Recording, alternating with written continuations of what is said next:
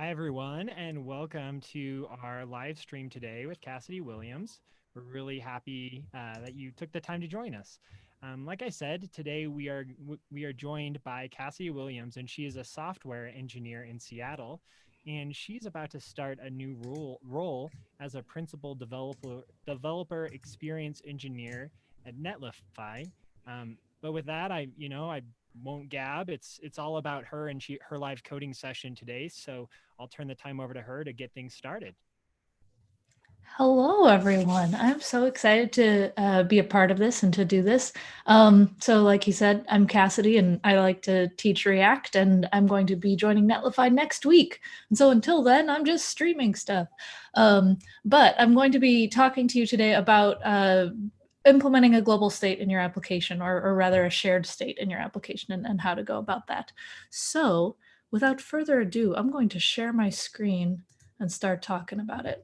And so what you see here is this app that we're going to be implementing. It's incredibly basic, so I'll walk through it a little bit before we actually do anything. But basically, I have this list of books that I want to read, and then this list of uncompleted books.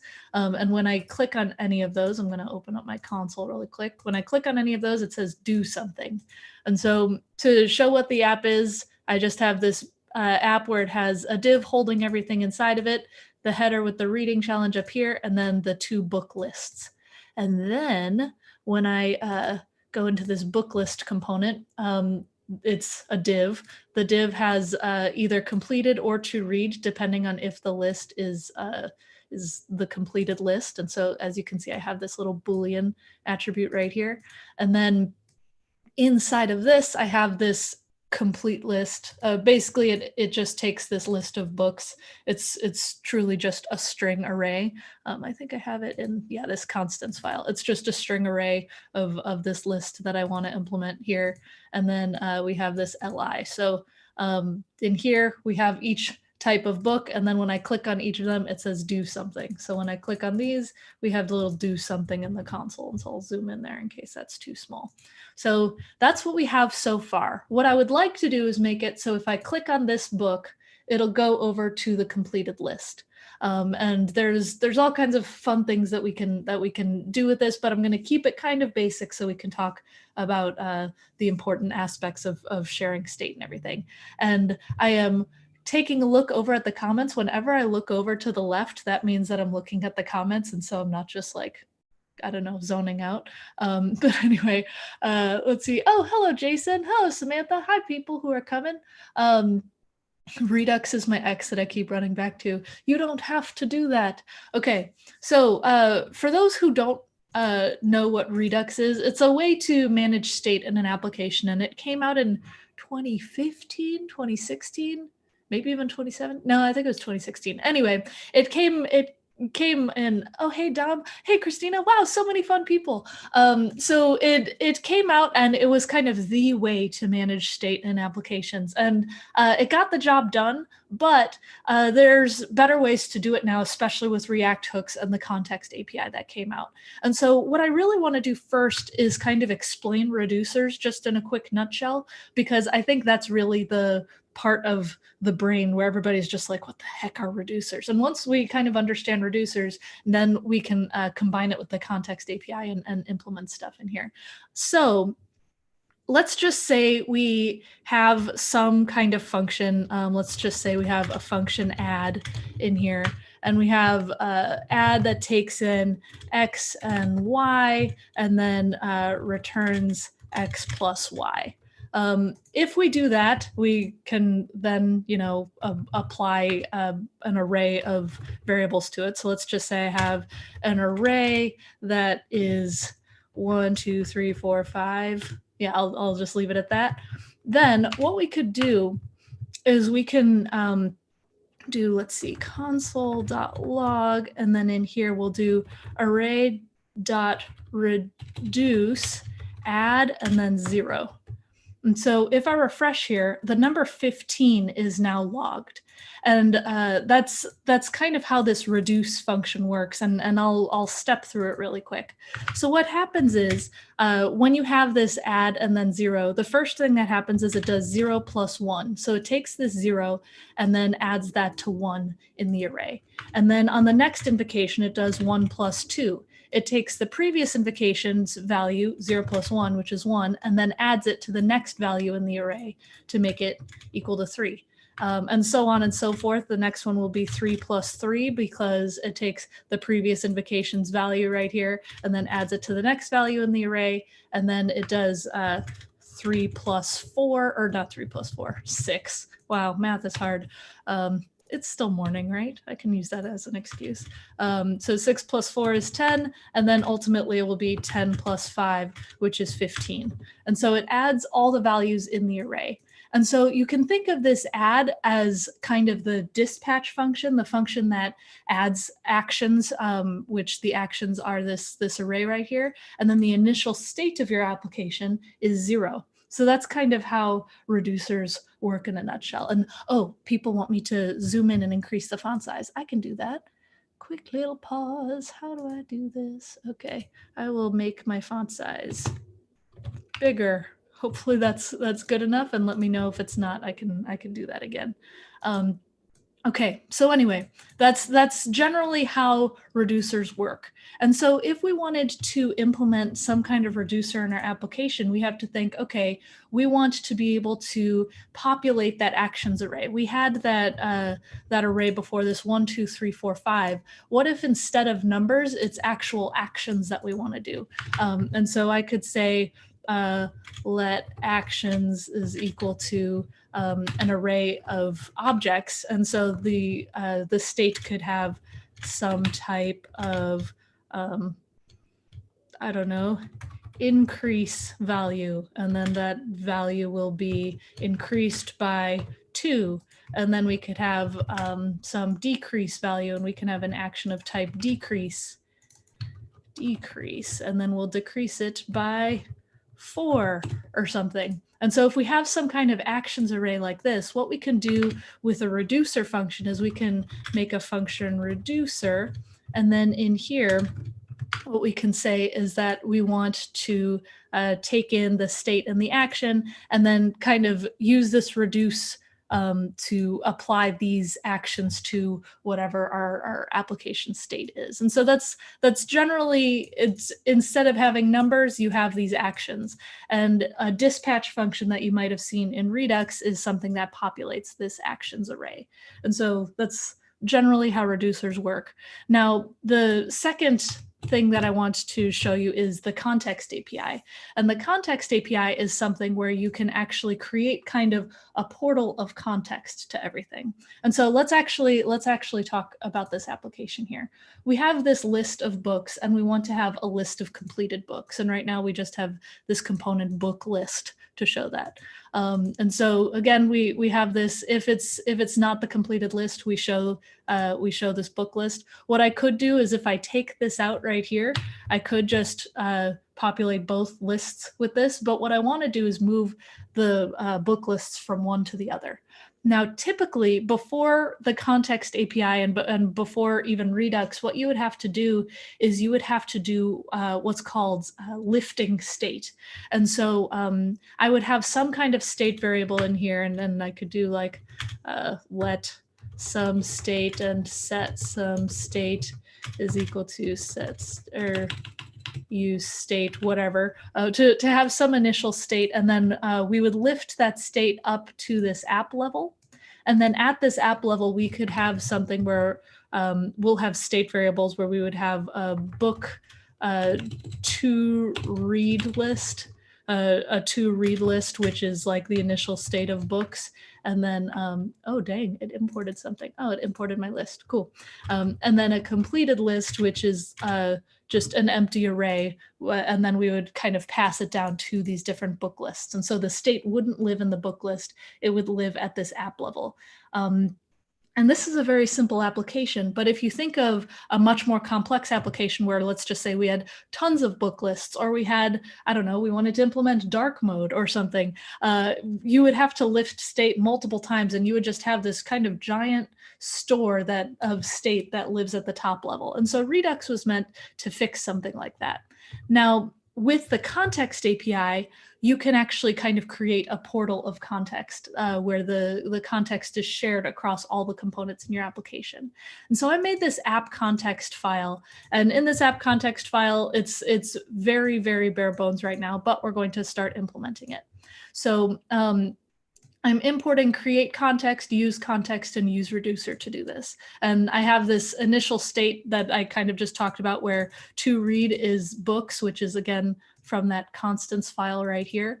And then completed is going to be this empty array. And I'm going to actually go back in here and I'm going to put it back where we have that variable in there. So this is what it's going to look like. Now, what I want to do is have this initial state shared across the entire application, and then the book list just kind of reacts to it. If you excuse the pun. Actually, don't excuse the pun. Embrace it. I love puns. Okay, so we have this initial state. We have this app state reducer. Now, what we can do is we can create a context, and what that context will look like is a let app context equal use context. And so what this does, this is very powerful right here. What this does is it creates a context value that can be shared across our application. And so it's really, really exciting actually. And I could even share it by just doing like export and then maybe not let export const. And then now I can share this app context across my application if I wanted to. But with the power of hooks, we can implement some cool things with it. So with this app state provider, what I'm going to do is create a provider component that's attached to this context that allows us to share state. Now, when you create a context object, what that does, I'm going to return, what it does is it creates a provider object. And so I can do app context.provider like this, and then I'll put just children in here. Now, anything that I put inside of this provider can share whatever state variables, whatever variables, functions, or whatever that I pass in there. And so I could do a value in here, and then let's create some object. I'll do let some object equal, I don't know, things is equal to cake. I don't know, something like that. If I put some object in here, now whenever something that's inside of this app context provider asks for some object, they get it, which is great. So that being said, we want to actually have our initial state passed in, but we don't want just our initial state passed in. We want the function that can change state passed in, which will be our app state reducer. And currently, I mentioned briefly how reducers works, and because I don't want to get too deep into that, I want to actually implement this. I do have other talks that I can link to later that go a bit deeper into that. But anyway, we have the state in the action, and we want to switch on that state in the action and pass it into the use reducer hook. And so what I can do is, instead of having this some object with the things and the cake, what I can do is I can have our initial state and have a reducer that passes in this app state reducer passed into our provider. And so what I can do is I'll do use reducer, and then I'll pass in our app state reducer and our initial state. So if you've used reducers before, this should generally make sense. But in case you don't, use reducer returns a tuple. And that tuple, this is a very computer sciencey term, but this tuple returns a state and a dispatch. And so this state and the dispatch, the state variable is the current state in the application, and dispatch is the function that works with that state variable and can change state. And so this some object that I named, which could probably be named something better, like You know what? I'm going to stick with cake. I like that.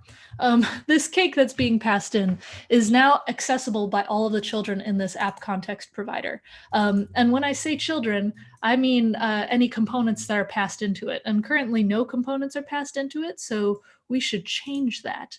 And so what I'm going to do is I'm going to go to app.js, and I am going to actually import that app state provider. So import app state provider, if I can spell, from, and then app context.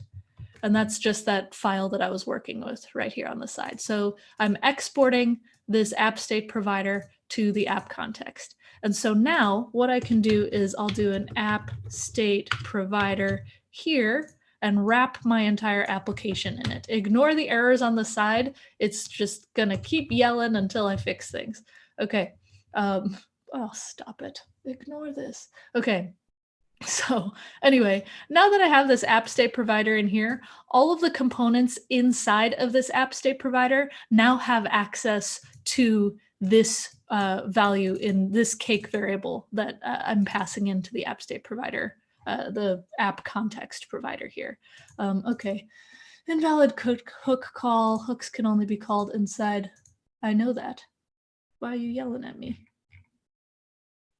Well, you know, we're live coding, and so I'm sure it's something silly that I did, and I'll fix it generally later. Okay, so now that we've, you know, fixed this, I really wonder what it's yelling at me about, because I didn't do anything wrong yet. Maybe it's because I haven't implemented something properly. That's cool. We'll fix that. Okay, anyway, so we've wrapped our app state provider here. And again, now this cake variable, that is something that anything inside of this provider has access to. And so this initial state is now accessible by the book list. And so let's go back to our book list, and maybe once I do that, it'll stop yelling at me. So we want to be able to actually access that context value. And so what I could do is I could have this use context hook and call, oh wait, you know what? That's why. I did use context instead of create context. I'm sorry. Now it's fine. That was my bad. So you create a context with this. Using the context actually uses this app context, and I apologize for that.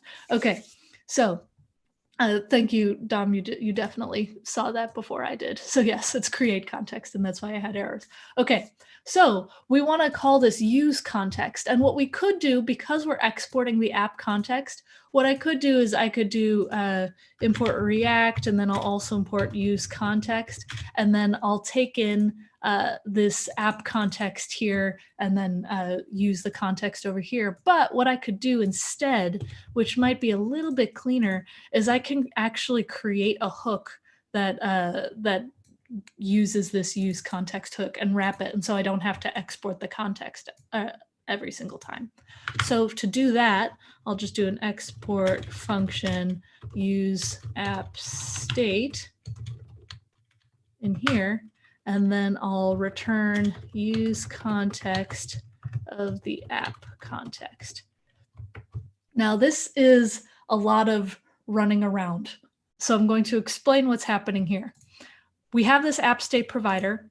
The app state provider is created with this app context, and the app context has this provider function that passes in this value cake use reducer. Returning this use context right here means whenever I call use app state, if I were to do let whatever equals use app state somewhere in the application, whatever is going to equal that state and dispatch that's returned from this use reducer, that's this value cake. And so really it's like cake, not kale, definitely not kale. Cake is returned from this use app state, which is that state and dispatch. So when I call use app state here, what I'm going to do is I'm going to import that from my book list over here. So what I'll do is I'll import use app state from my app context. What? Where's my slash? There we go. If I do this use app state from app context, now what I can do is I will get let state and dispatch is equal to use app state here. And so now inside of this app, all of the components inside of here have access to that state and dispatch. These two book lists are separate components, but now they have access to the different lists of books right here. So I don't actually even need this books variable right in here. I can get that from state because it's coming from the app context. Okay, so now it's yelling at me because books is not defined. It's going to be defined now. And so what I can do is I can, inside state, I know that state is going to have this object of to read and completed. And so I can just pull that out. I'm going to do a little destructuring exception, kind of like inception, but destructuring exception. Anyway, I can do to read, pull out to read and completed from here. And so now once I do that, I could do to read like that, and whoo, look at that, great. So now we've got the to read list that's coming from the kind of global app state that we have set up. And now the completed list, you know, this is going to be kind of messy, but it will work. What I can do is I can have this not complete list here, but then if it is the complete list, because it's the same component that we're using, then we'll do completed.map. It's ugly, but it works. So now, if in case you didn't follow what just happened, we have this to read and completed right here. And so if I console.log to read and then console.log completed, and you can see what that looks like. We have this giant list for the to read, and then we have an empty list for completed. And then when I click on any of these, it has this do something that's logged, because right now it's not actually doing anything. So we wanted to do things now. And if we're going to do things, we need to call a dispatch function.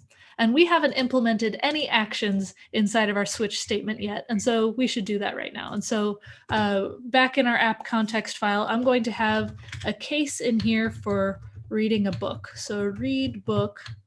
And then in here, we will return the current state and then the changed elements. And so we know that to read should now be a filtered list. I'm just going to do this for now. To read should be this, and completed should be this. This is not correct yet. We need to actually implement it. So when we read a book, we know that we have our state variable and it's going to be our list of books, but we want to filter out whatever item that we have passed in. So I can do just that. I'll get state.toRead, and then I'm going to filter. Oh, this is juicy JavaScript right here. Okay. So in this filter, I'm going to return, I don't know why my line wrapping isn't, there it is. Okay. I'm going to return if item is not equal to action.item, like that. And I'll pass in item here to the filter. So it'll be for every book in the to read list, we're going to check, is that item not equal to action.item? And then we'll filter it out from this list. And that being said, that means in this array, we're going to have the current state.completed, but we want to add in that action.item that we pass in. That should work. We'll find out. Okay, so I'm going to go back over to the book list, and now inside of this do something, instead of doing that in this incomplete list, I can call dispatch. And then the action that we defined in here is this read book. So I'm just going to copy that string right there, and it's action.type. So I'm going to do type here is read book. But we know that we also need to pass in an item, because we have this action.item that we needed, and we need to filter that out of the list. And so we have item, and then the item should be the current book. And so that current book will be book, like that. I could have named it book instead of item. That's fine. Okay, in theory, that should work. Let's find out. Hey, nice. Thank goodness. I was really worried. Okay, but now when I click on any of these, it still says do something. So we at least are able to do things. But let's just say, oh, wait, I didn't read a book with non-human characters. I need to make it go back. That means we need to like unread a book or something. That's fine. We'll just call it unread case, unread book. And then in here, it'll be pretty much exactly the same. I could probably write a helper function for it, but I want to be aware of the time. So I'm just going to do some kind of messy copying and pasting. So instead of this whole to read, etc. thing, I'm going to basically, I'm going to do a little hacky thing. State.toRead that, and then completed will be this, only it'll be state.completed in there. That should generally work. So it's basically the exact same thing, only I swapped the to read and completed in here. I think that should work. Let's do that. Nope, it's not working. That's fine. Oh, that's because I didn't actually implement it in book list, but you know, it's the thought that counts. Okay, so now that we go back here, we have our complete list here. And instead of doing do something, we need to actually dispatch it. And so I'm gonna do a little bit more copying and pasting in here, dispatch, but instead of read book, I'm gonna unread the book. Okay, so now if I do these, if I click book with more than 500 pages, it should appear, yay, at the bottom of the list. Woohoo! Okay. So if you have any questions, by the way, let me know. I'm looking at the comments on the side just in case. But this is something that we've implemented fairly quickly in like a half hour, and it's something that is really amazing because you didn't need Redux to do any of these dispatches and stores and everything. And what's also really exciting is, first of all, you have less dependencies to do pretty much the exact same thing. And you can make this much more complex, and you can have a lot of contexts within contexts and hooks within hooks and reducers within reducers.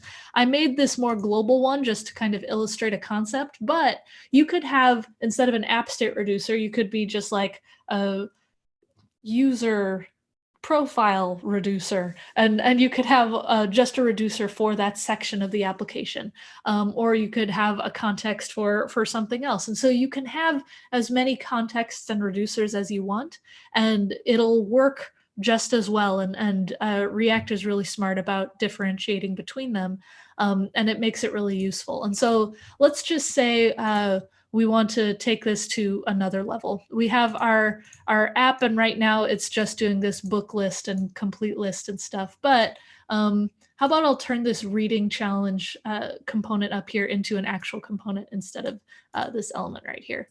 And so I'm going to do a new file, and I'll call it header.js. And I'm just gonna copy all of this, and I'll cut everything out. So in header.js, I'm going to take out the app state provider stuff. I'm basically just going to be returning this header right here, and I'll call it header, and then export default header, and then I'll take out all of this stuff. So we have this header component. I should have just written that instead of pasting, but it's fine. We have this header component, and what I can do in our app.js is instead of having this right here, I could have header. And now in this header, I'm going to import it, header from, and then components, header. Now, it looks exactly the same as before, and that's on purpose. But now that this is a component, what we could do is we could do something kind of funky with the state that we're given, because we have access to that now. And so let's just say in this header, we want to, instead of just have reading challenge, we could make it something where we have a reading challenge, and then down here, we'll have a little div where we say, we read things. Let me just do that really quick and add that new line. So instead of this we read things, which is dumb, what I could do is I could get this use app state just like we did in book list. And so in header, I could get this use app state, and then let state and dispatch is equal to use app state. And now, instead of this silly just we read things thing, what we can do is we could say we have read, and then I could say how many books we have read from the completed list. And so we have state and dispatch.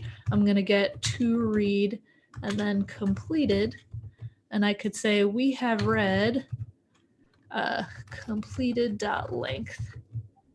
We have read blank books out of, and then to read.length. We have read 0 books out of 50. And then when I click it, look at that. And so what's great about this, because everything is using the exact same context and variables, even though they're all completely different components, to be able to share state between them, we just call this use app state hook that we made that uses the context.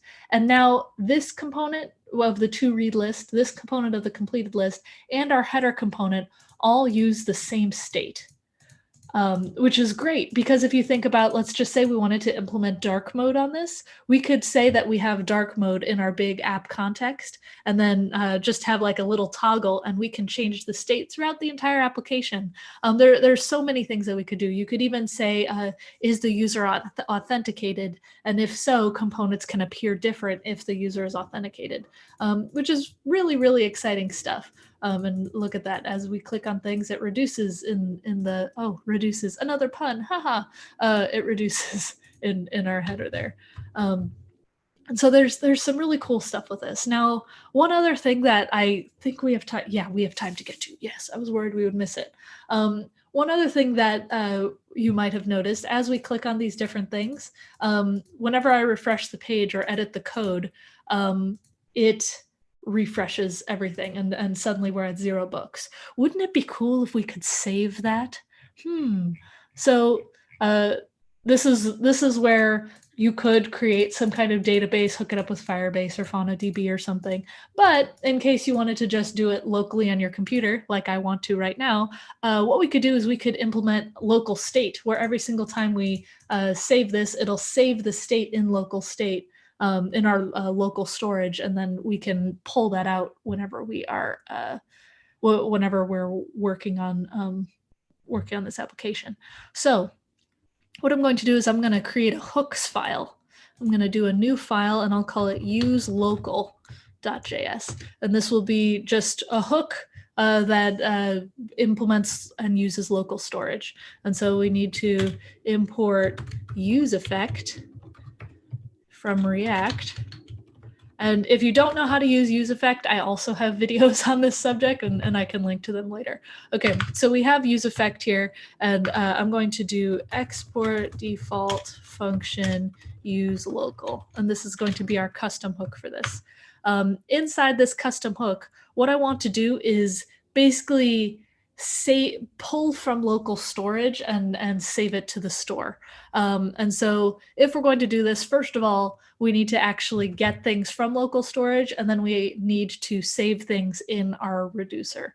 So the first thing I'm going to do is I'm just going to call useEffect, and then inside of this useEffect, what I'm going to do is I'm just going to pretend that we have a function that we haven't implemented yet.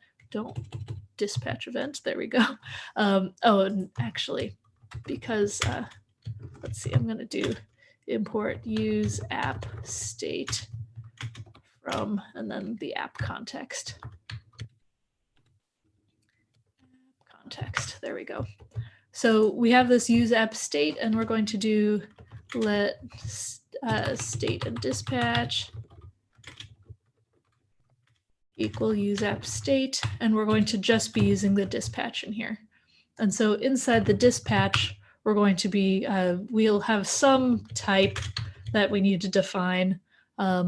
Oh, someone said Firebase, or which other? FaunaDB. That's a database that's pretty cool that I've been looking into recently. FaunaDB is how you spell it if you wanted to look that up.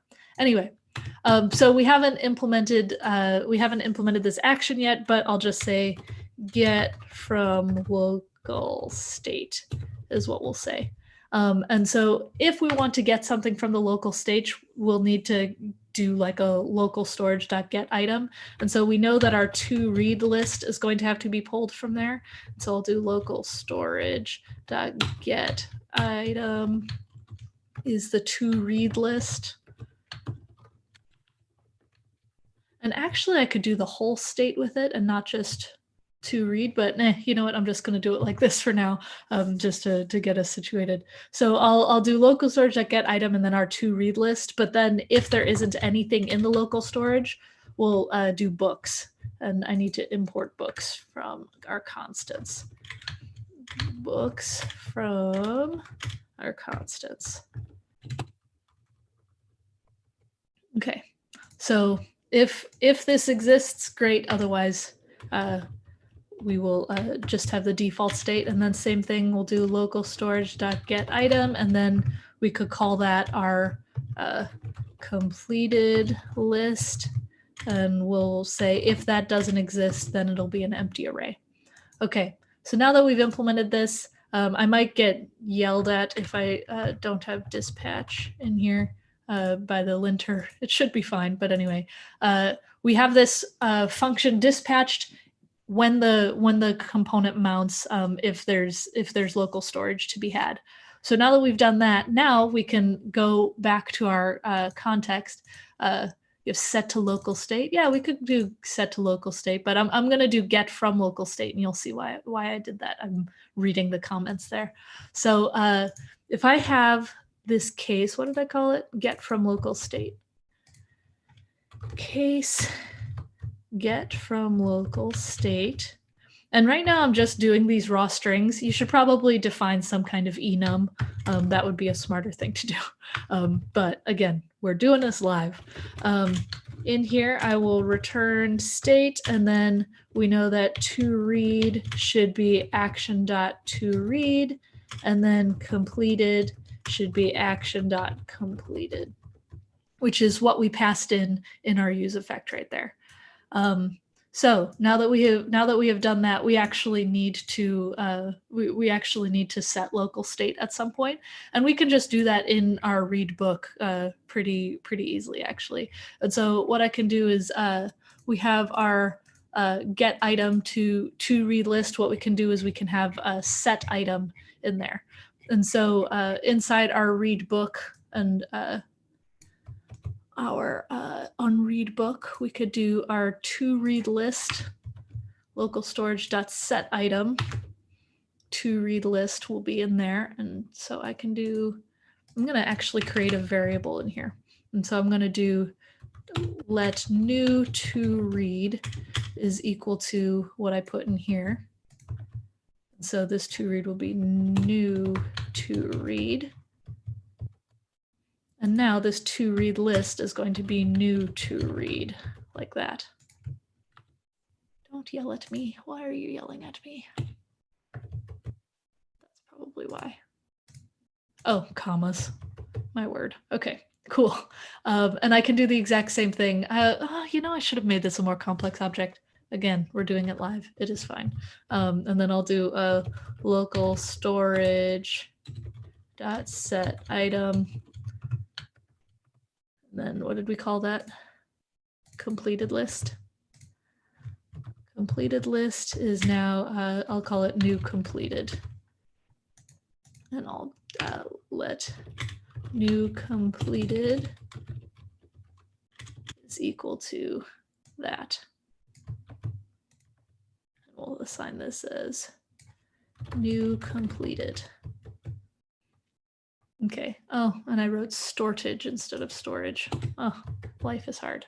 Okay, cool. In theory, if I click on these things and then refresh the page, it should stay the same, and we will find out. It didn't. Okay, that's fine. Cool. So now, let's see. I think dispatch is stable, so it doesn't need to be a dependency. That is a good point. That is a good point, Tom, who wrote that in the YouTube comments. I agree with you. It's stable because it comes from useReducer, but the React linter is kind of dumb. So if I were to actually implement a useReducer right here, it would see that it's coming from use reducer and it would be like, you don't need to put that in the dependency array. It's fine. But because it's coming from a hook that I defined, even though it is returning that, it will still yell at me for not having this in the dependency array. So thank you. But also, I have to deal with that. Okay, cool. So anyway, we have this to read list and all that jazz. Let's see why it's not working, because it should be. And I only did this in the read book and not unread book, just because I want to make sure it works first before doing too much. Let's actually check our local storage and see. Okay, we have. Let's see. Let me do local storage.clear. Because it's doing stuff from other applications that I'm building right now. And then let me refresh the page and try again. Okay, so let me call local storage and see what's in there right now. Okay, so we have our completed list. That's good. And our to read list as well. And so if I were to refresh the page, it should be populating it, but it's not. And I just realized why. We're not actually calling use local. Duh, that was silly of me. I'm aging. Okay, so we need to actually call use local. I'll just do that in here. Use local, right there. Why are you yelling at me? Oh, you know what? Maybe I should actually not call it here, but below the reducer, so that way things are actually defined. Why did it pull up this file? Oh, weird.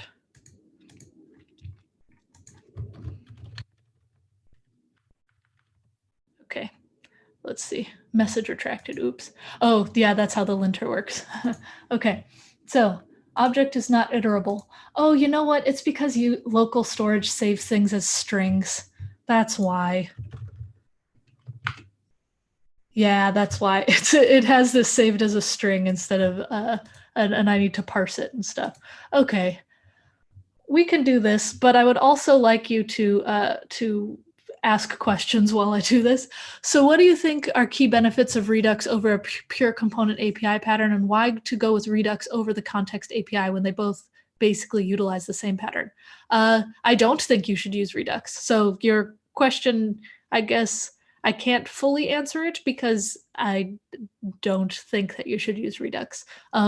This is not to say that Redux isn't useful for some things. I mean, the team behind Redux totally implements awesome work and everything, but I personally don't use Redux on purpose because we don't need to do that. We can use the context API and the use reducer hooks, and you don't need Redux for any of your applications. Hence the name of this webinar.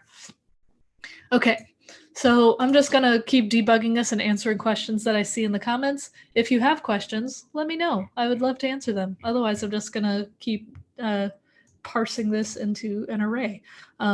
Okay, so I'm going to widen this. We know that the completed list here is that.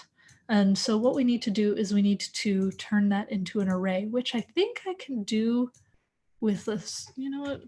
This is where you're going to see my live Googling. String to array. Oh, wait, I can actually do it, split it on the string, split it on the comma. Oh, beautiful. Yes, I could totally just do that. I could do str.split. Okay, great.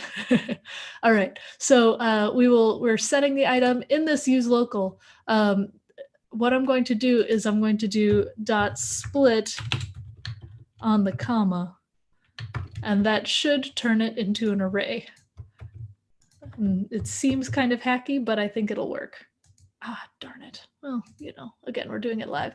Isn't it ideal to have some kind of state management to address large projects with large teams? How about MobX? Is the context API sufficient for a project that has thousands of files? Yes, that is a good question. And this is where I would warn you, be discerning. You don't need to put every single piece of your state in your project with thousands of files into one big reducer, into one big context. You can have multiple contexts and multiple reducers throughout an application. And so you could say, okay, for the user profile, we're going to have a reducer and a context for this. For the sidebar, we'll have a reducer and a context for this. And then at the top level, you could have just the things that are necessary for the entire application, like authentication or something, or let's just say locale, because depending on the locale, you change certain things. That's where you can still use reducer and use context without something like MobX, without something like Redux. You can totally do all of this with the context API. And again, it reduces pun again, it reduces your need for third-party libraries, and you can organize it in a much less, how do I phrase this? Sometimes with Redux, you need to update like 5 files to update one component. You don't necessarily need to do that with context and reducers, because you can organize them kind of any way that you want to. If we have more reducers, is there a way to combine into a single reducer at the app level, or make use context multiple times? Yes, you can use context multiple times. This application is not a good example of that, but let's just say I wanted to have a context within a context. You totally could do that. Let's just say I wanted to have, I don't know, some lesser provider here. I could do some component like this and have it cover the entire application, or I could have just the provider wrap certain components like this and have the exact same structure that I did before, but just around the book lists like this. And it doesn't exist, but that would totally be valid, and you could do that. Will the code be available somewhere? Yes, it's on my GitHub. I will push all of this once I'm done recording this. Oh, hey, Jake. Okay, thank you. I use React and Redux every day on a large existing app for work. I haven't used context yet. Super easy to understand. Thank you. If you're interested in learning more about converting from Redux to the context and hooks, I actually have a repo where I did that, and it was a bit of an ordeal, but it works. And so my GitHub is Cassidoo, Cassidoo, and I have this app called To-Do Meter. It's a glorified to-do list in an Electron app, but I recently did a full rewrite where I just completely rewrote absolutely everything. And so this version 2 major refactor, if you want to see all of the files that I had to change to get rid of Redux and then put it into hooks and context, you can find that on my GitHub, and it might be useful for you. I'm sorry about the errors right there. That's just because I wanted to go above and beyond with local storage, but I'll fix that before pushing it live to GitHub.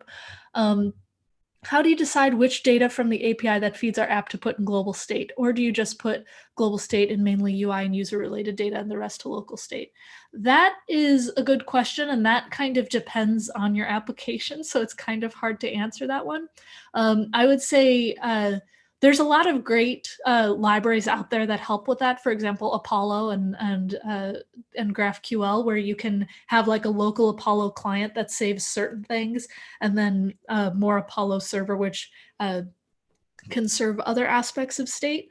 But I would say if you want to really be discerning and think about that, think about all of the components that will be changed if just one small thing updates. Like, let's just say you have some feed of data, and then you have a bunch of other components that aren't affected by the feed.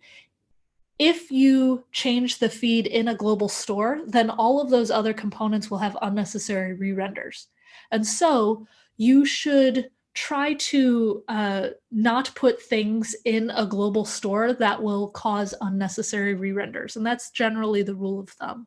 And so if you're thinking about how to implement multiple contexts and stuff, try to really be modular in your application and figure out what things have to be shared and what things are okay to live in certain aspects of your application.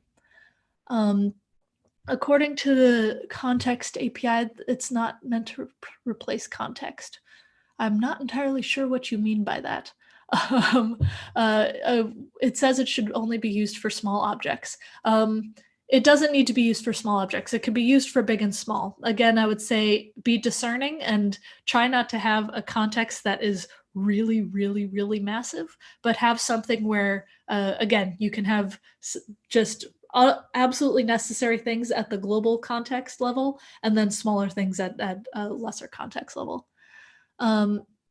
My research is often the express domain use of Redux. It's quite older. Context expresses unnecessary features we don't all necessarily need.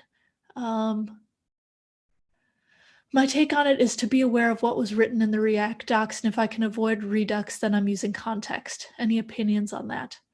I'm not entirely sure what you're trying to say, but basically, avoid Redux is my personal opinion. Again, some people are very pro Redux, but you don't necessarily need Redux to have a global store when you can use context and reducers instead. And it's a lot of the same logic in using reducers, but you can use the context API natively in React rather than the third-party library.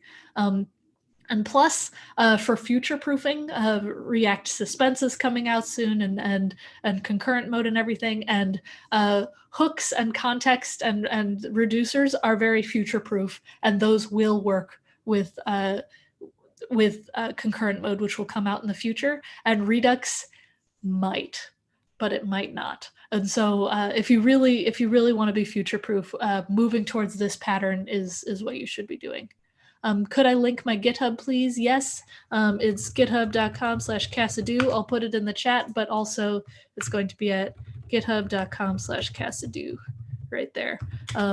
Again, I'll push all of this. I'm going to fix the local storage stuff before actually pushing. But I'm getting so many questions here. It's great. I want to make sure that I answer all of them. For local storage, you can use json.stringify when storing data. Oh, that's a good idea. I'll do that. JSON.stringify. Although, because it's just an array, I don't think I need to do this. But you know what? I'll do it anyway. I like getting feedback from the audience. Okay, so we do that, and then the JSON.parse. But again, it's not an object. It's an array. Let's see. In my use local, we've got this split. I'm going to actually, one second. Let me console.log this really quick. So that's a string, and if I split it on a comma, it should, yeah, that should be it. Weird. That should work. It's fine. I'm sure it's something silly. Okay. Let's actually get rid of some of these warnings here so we don't have to worry about them anymore. Books is defined but never used. That's true. We're not using books here. Let's take these out. Let's see, use multi-line comment and param so you can highlight your GitHub link. Oh, okay. Sure. Although I feel like that's wrong because it's not a parameter, but I'll do it for you. Param github.com/Cassidy. No, it's not highlighting. I don't know if you're right. All right. Redux uses the context API anyway, so for me, it's just a preference. Yeah, actually, Redux, when it first came out, it was kind of used an unreleased version of the context API and stuff, and it is better now, but you don't need Redux to do a lot of things. Let's see. It looks like the questions are slowing down, which is good. But definitely keep bringing it up if you have more questions. And yes, if you have a preference to use Redux, you are totally welcome to. It's not necessarily wrong, but you don't have to, which is great. And I know that we have about 5 minutes left. I really want to get rid of these errors, but I think something is messed up, which is fine. But I might need to comment something in order to highlight. Oh, look at that. It's there.